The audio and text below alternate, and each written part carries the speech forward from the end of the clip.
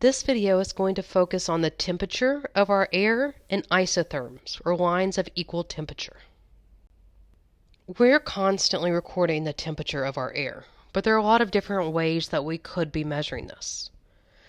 We obviously care a lot about the daily maximum and minimum. I want to know what's the hottest and the coolest it's going to be every single day. But there are way more things that we can measure with our air temperature. One of these might be our daily mean temperature. Throughout the entire year, what is the average temperature during the day? We can also look at our daily temperature range. Do we see that there's a 20-degree difference between our high and low each day? Or is there only a 2-degree difference between high and low?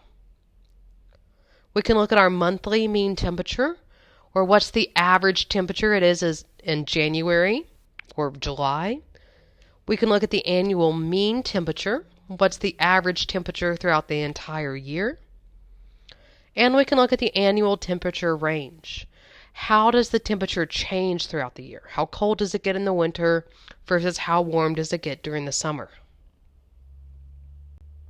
One thing you might see if you check the weather app on your phone is a map that looks something similar to this. We'll see that there are lines on it that aren't state lines, that just seem to be squiggly lines. Well, these squiggly lines are called isotherms, and these lines are showing us points of equal temperature.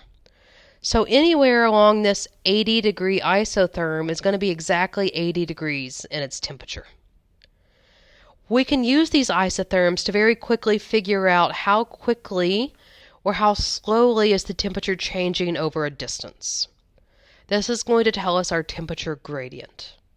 And we can figure out how much or how little the temperature is changing over distance by looking at how closely or far spaced these lines are from one another. So if we were to look over here in like Georgia and Alabama and Tennessee, you'll notice that the 70-degree isotherm is really widely spaced from the 80-degree isotherm.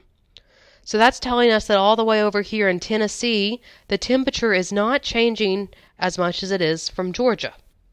So here, it's a low temperature gradient. The temperature is not changing very much with a given distance.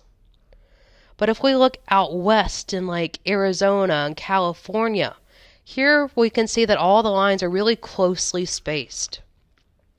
Now in this amount of distance, we are changing our temperature from 70 degrees all the way down to 50-degree air.